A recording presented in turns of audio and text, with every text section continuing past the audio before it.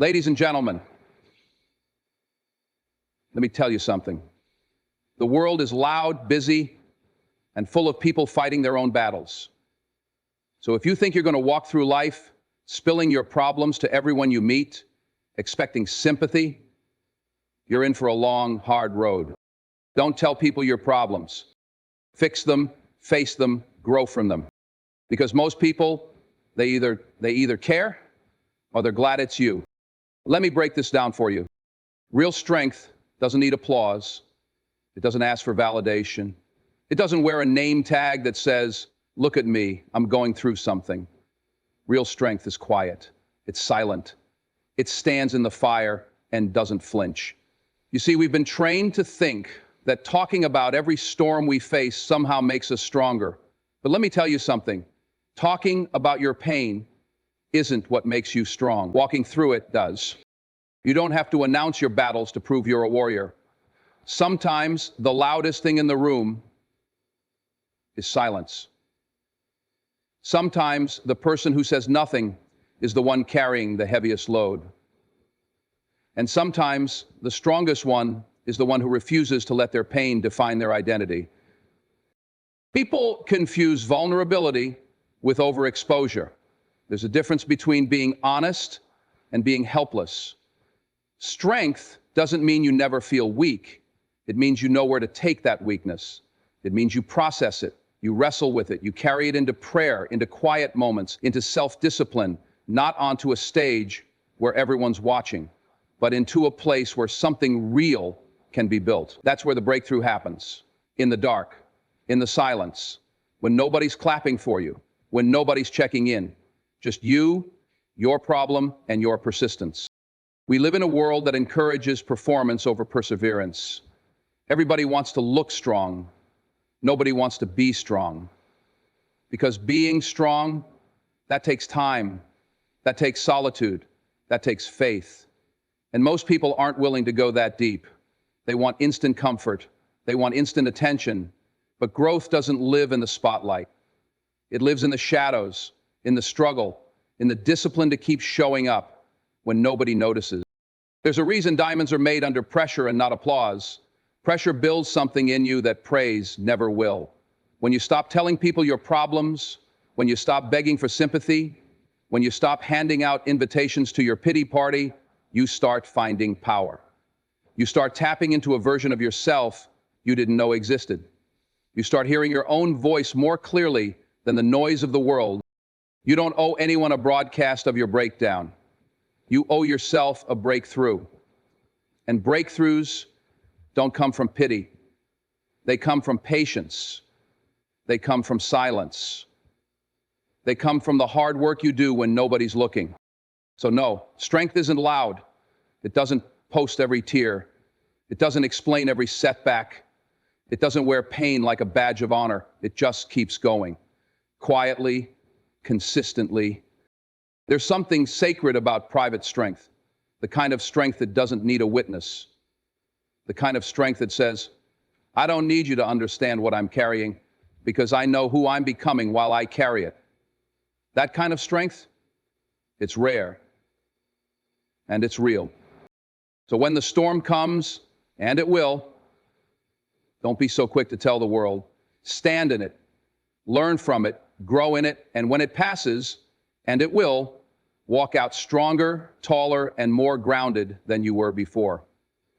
And if they ask where you went, just smile and say, I was building. Because that's what real strength does.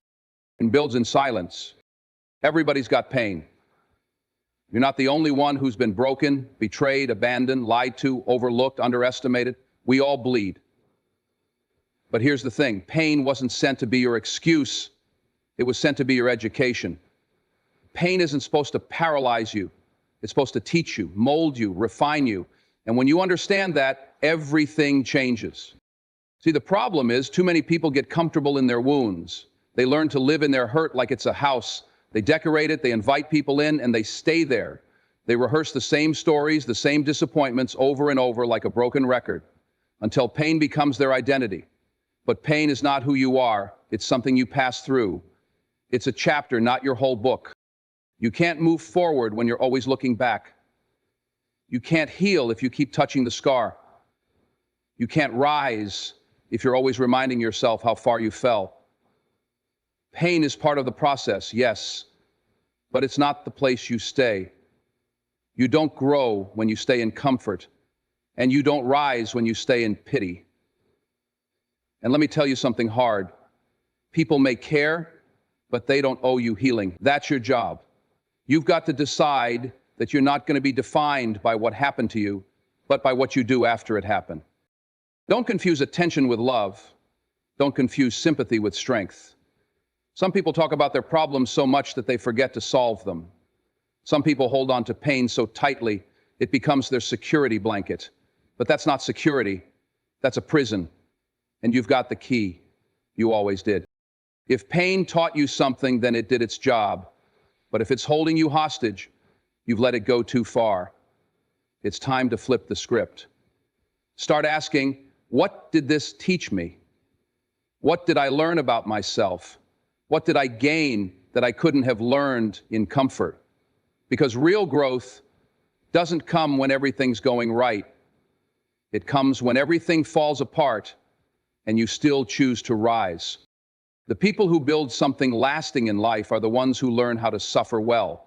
Not loudly, not constantly, but privately, purposefully, silently. They take the hit and they use it. They find the lesson in the loss. They let the pain dig deep, not to bury them, but to plant something stronger. You've got to stop telling the same sad story and start writing a new chapter. There's no power in staying wounded. The power comes when you say, yeah, it hurt, but I'm still here. Yeah, it broke me for a while, but it didn't end me. That's when you start to own your life again. That's when pain stops being a crutch and becomes a compass. That's when you stop asking, why me, and start saying, watch me. And listen, nobody makes it out of this life without scars. But your scars don't mean you failed. They mean you survived. So wear them, not with shame, but with strength. Show the world not what hurt you, but what healed you. Let your pain push you into purpose. Let it remind you of how far you've come. Not so you can relive the pain, but so you can appreciate the power it gave you. The people around you are not responsible for fixing what's broken in you. Let that sink in. Your friends, your family, your coworkers, they can care, they can listen, but they can't carry you. That's not their job. And the sooner you realize that, the sooner you stop feeling disappointed when people don't show up the way you want them to. They weren't built for that. That's your work. That's your weight. Too many people turn their friendships into therapy sessions. Every conversation is a confession. Every moment is about how tired you are, how stressed you are, how things aren't working out. And you wonder why people start pulling back. It's not because they don't care. It's because they're not equipped to carry what only you can heal. They've got their own battles. They've got their own fears. Just because someone smiles at you doesn't mean their life is light. Everyone is carrying something. So you can't keep asking people to be your emotional ambulance every time you fall. You have to learn how to get back up on your own. Yes, people can support you. Yes, people can love you, but love without boundaries becomes burnout. And you got to ask yourself, am I looking for help or am I just dumping pain because it's easier than dealing with it? Because dumping isn't healing. Talking about your issues over and over without doing the work to change them, that's not strength, that's stagnation. And after a while, it pushes the very people you want close far away. You don't need to tell 10 people what you're going through. You need to tell yourself the truth about why you're still stuck there. Because sometimes we use conversation as a way to avoid confrontation, the kind that happens inside, the kind where you have to face the part of you that's still angry, still bitter, still waiting for someone else to save you. You have to grow up emotionally. That means learning to process things privately before you pour them out publicly. That means learning to sit with pain, work through it, learn from it, and then speak on it with clarity, not just emotion. Because when you speak from the middle of a wound, You bleed on people who didn't cut you, and that's not fair to them. If you want a strong circle, you've got to stop being the weak link. Not weak because you're hurting, everyone hurts, but weak because you won't take responsibility. You won't take the steps. You won't look in the mirror and say, it's on me now. Healing is hard, maturity is uncomfortable, but blaming others for not understanding you when you haven't even understood yourself, that's not fair. That's not leadership. That's not growth. Your circle is not your therapist. They're your allies, not your answers. They're not there to fix you. They're there to walk beside you while you fix yourself. So instead of always bringing a story, bring a solution, bring an insight, bring a breakthrough. Let them see you fighting, not just falling. Let them see you rising, not just venting. Because when you grow, your circle grows. When you heal, you stop hurting others. And when you take responsibility, you stop placing unrealistic expectations on people who were only ever meant to support you, not save you. So love your circle, but carry your own cross. That's how you become someone worth leaning on. That's how you build real relationships, not based on pain, but on purpose. You don't need to tell the world what you're building. You don't need to announce every plan, every step, every battle. Just move. Just grind. Just do the work. The people who talk the loudest about what they're going to do are usually the ones doing the least. Because when you're really locked in, when you're focused, when you're committed to the process, you don't have time to explain it. You're too busy becoming it. Let your silence be your discipline. Let your work speak for you. Let your results introduce you to rooms your words never could. That's the difference between noise and power. Noise is loud. Power is felt. There's a reason the great ones don't broadcast their every move. They understand that real success grows in quiet places, in early mornings, late nights, closed doors, in sacrifice, in struggle, in prayer. They're not concerned with looking successful. They're concerned with being successful. And that means they don't need validation, likes, or attention. They just need a mirror and a mission. You've got to stop showing people your process before it's ready. Some people aren't rooting for you. Some people are watching not to celebrate, but to criticize. And if you keep feeding your vision to people with small minds and bitter hearts, don't be surprised when they try to shrink it, when they try to talk you out of it. Some of them don't want to see you win. Not because you can't, but because if you do, it reminds them that they didn't. That's why silence is protection. It keeps your vision clean. It keeps your heart focused. It keeps you from being swayed by every opinion, every doubt, every little voice that doesn't understand the size of what you're carrying. When you move in silence, you give yourself the space to build without interruption, without interference, without the need to explain a dream only God gave you. And when the time is right, when the foundation is strong, when the work is done, let your success speak. Let the result walk into the room before you do. You don't need to say a word when the fruit is on the tree. You don't have to prove anything when the evidence proves it for you. See, people remember how you show up when the lights come on, but what they don't see and what really matters is how you trained in the dark, how you showed up when nobody was watching, how you stayed disciplined when no one was clapping. That's where greatness is born. Not in the spotlight, but in the shadows. Not in the applause, but in the silence. So stop wasting energy trying to convince people of your worth. Stop leaking your vision to people who can't hold it. Stop looking for encouragement in places that were never meant to grow you. Trust the process, trust the grind, trust yourself. Because when you move in silence and you stay consistent and you honor the work, eventually your name will echo in places your voice never reached. You won't have to shout. You won't have to argue. You won't have to explain. You'll just walk in the room and everything will shift. That's not arrogance. That's not pride. That's preparation. That's what happens when you stop talking about it and start walking in it. So stay quiet, stay locked in, stay grounded. And when it's time, let the world hear you win. You don't have to explain your pain to everybody. You don't have to put your struggle on display to prove it's real. You don't need to convince the world you're hurting just to feel seen. Because the truth is, most people aren't really listening. They hear your words, but they don't feel your weight. They nod, they sympathize, maybe even offer a kind word or two, but the moment passes and you're still carrying it, still fighting it, still trying to figure it out in the quiet. But that quiet, that's where God does his best work. See, when nobody else understands you, he does. When nobody else sees the tears, he does. When you can't put your pain into words, he doesn't need them. You don't have to perform with him. You don't have to translate your trauma or defend your disappointment. He already knows. He was there.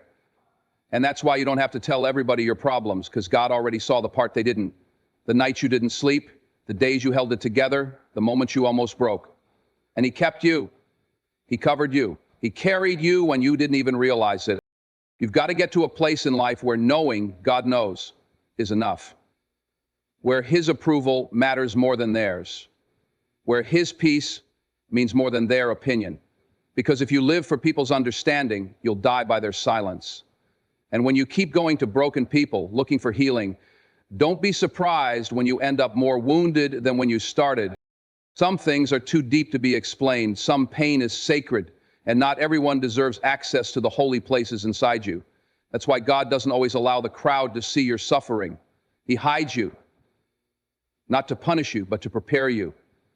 So when the time comes and you stand strong and you walk into your purpose, they won't understand how you made it. They'll look at you and wonder how you didn't fall apart. They'll wonder how you stayed standing when everything around you was shaking. But you'll know, you'll remember that it wasn't people, it wasn't applause, it wasn't advice, it was grace. And grace doesn't need an audience.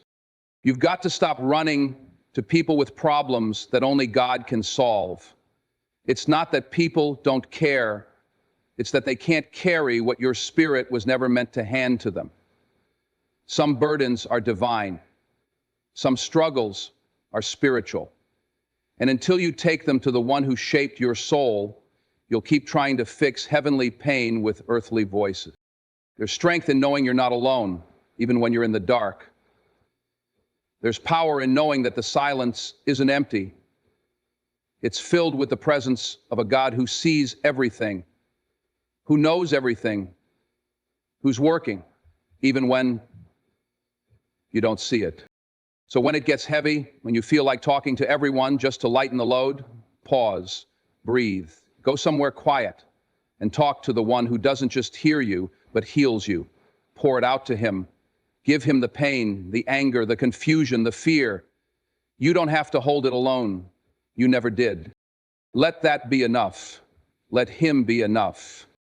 And the next time someone asks how you're still standing, how you kept your peace, how you didn't fall apart, just smile.